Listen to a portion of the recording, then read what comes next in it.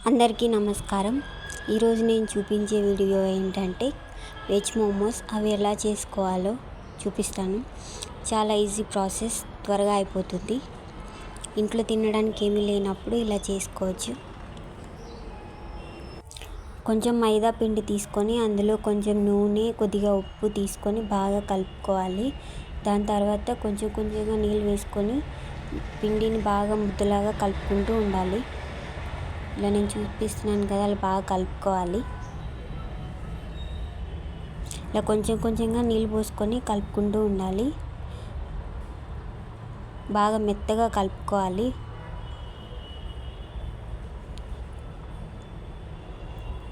ఇలా కొంచెంగా నీళ్ళు పోసుకొని కలుపుకుంటూ ఉన్న తర్వాత ఇలా బాగా మంచిగా మెత్తగా అవ్వాలి.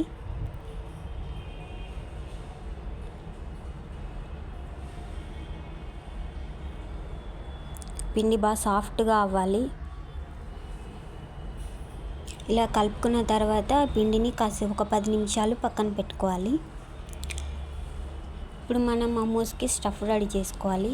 ఒక ప్యాన్ పెట్టుకొని అందులో ఆయిల్ వేసుకొని అందులో కొన్ని వెజిటేబుల్స్ వేసుకోవాలి. మీకు ఏ వెజిటేబుల్ మీ ఇష్టం ఉన్నవి వేసుకోవచ్చు.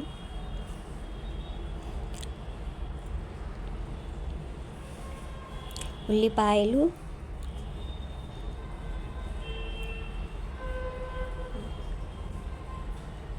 పచ్చిమిర్చి, క్యాప్సికమ్, క్యారెట్, క్యాబేజ్. నేనైతే ఇవే తీసుకున్నాను.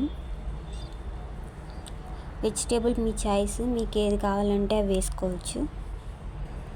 ఇవి బాగా ఫ్రై అవుతూ మెత్తగా అవ్వాలి. అందులో కొంచెం సాల్ట్ కూడా వేసుకొని బాగా వేడిగా మగ్గనివ్వాలి.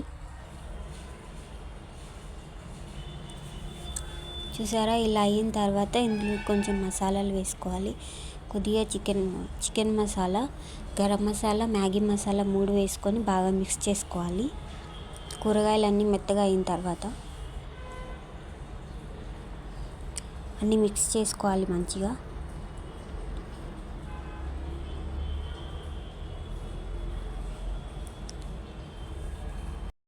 మసాలా అన్నీ వేసిన తర్వాత కాసేపు మగ్గనివ్వాలి.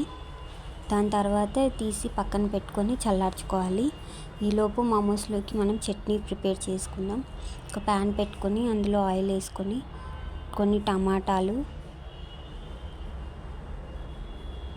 కొన్ని ఉల్లిపాయలు, ఎండుమిర్చి,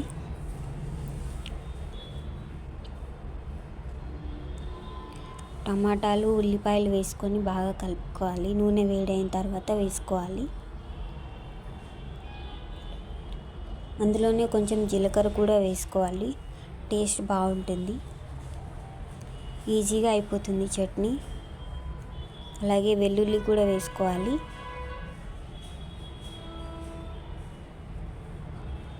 వెల్లుల్లి కూడా వేసుకొని బాగా కలుపుకోవాలి. కలుపుకున్న తర్వాత అందులోనే కొంచెం ఎండుమిరపకాయలు కూడా వేసుకోవాలి. దోశలోకి కూడా చట్నీ బాగా ఉంటుంది. చాలా టేస్టీగా ఉంటుంది చట్నీ. మీరు కూడా తప్పకుండా ఒకసారి ట్రై చేయండి ఇంట్లో. అలాగే మన ఛానల్ని ఒకసారి సబ్స్క్రైబ్ చేసుకోండి, లైక్ చేయండి, షేర్ చేయండి. షేర్ చేయడం వల్ల ఇంకో 10 మందికి కూడా తెలుస్తుంది. అలాగే ఎండుమిరపకాయలు కూడా వేసుకొని బాగా కలుపుకోవాలి.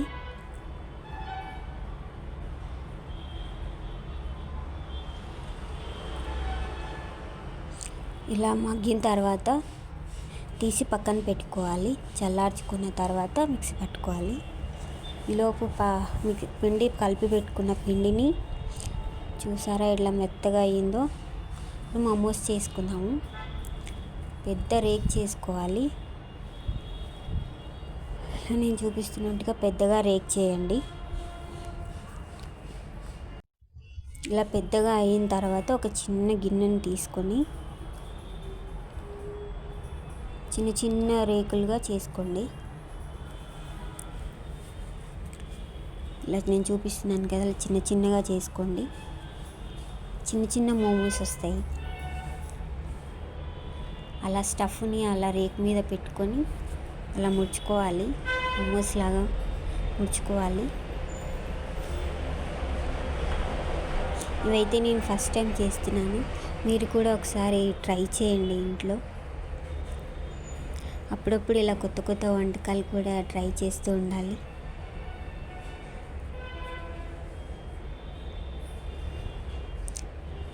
సో చూసారా, ఇలా వచ్చింది. నేను ట్రై చేసి ఇది ఫస్ట్ టైం చేసినాను కాబట్టి ఇలా వచ్చింది. ఒకటి ఇప్పుడు పెద్దగా ఉంది, ఇంకొకటి చిన్నగా కూడా చేసినాను. అలాగే ఇంకొకటి కూడా చేస్తున్నాను. ఇలా అన్నీ ఒక్కొక్కటిగా ప్రిపేర్ చేసుకోవాలి.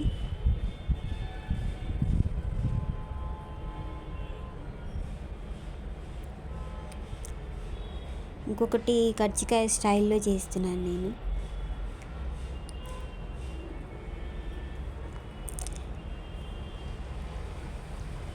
నాకైతే కజ్జికాయ అల్లడం రాదు, ఇది అలా ట్రై చేస్తున్నాను.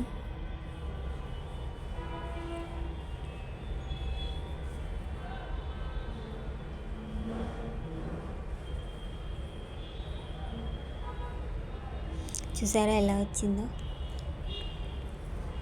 ఇలా అన్నీ ప్రిపేర్ చేసుకొని ఒక గిన్నెలో పెట్టుకోవాలి.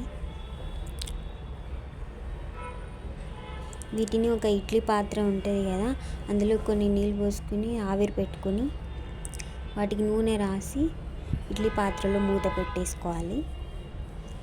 ఒక 10 నిమిషాలు పెట్టుకోవాలి. అలాగే మనం చట్నీకి ప్రిపేర్ చేసుకున్నాం కదా, దాన్ని కూడా చల్లార్చిన తర్వాత మిక్సీలో వేసి మిక్సీ పట్టుకోవాలి. ఇలా మొత్తం మిక్సీ పట్టుకోవాలి. ముందుగానే సాల్ట్ వేసుకున్నాం కదా, మీకు రుచికి సరిపోయేంత వేసుకోండి. టేస్ట్ అయితే చట్నీ చాలా బాగుంది. అలాగే మోమోస్ కూడా చాలా బాగా వచ్చినాయి, సాఫ్ట్గా ఉన్నాయి. మీరు కూడా ఒకసారి ఇంట్లో తప్పకుండా ట్రై చేయండి. ఇలాగే కొత్త కొత్త వంటకాలతో మళ్ళీ మీ ముందుకు వస్తాను. అంతవరకు లైక్ చేయండి, తప్పకుండా సబ్స్క్రైబ్ చేయండి, షేర్ చేయండి. అందరూ హ్యాపీగా ఉండండి, ఎంజాయ్ చేయండి, తినండి. బాయ్.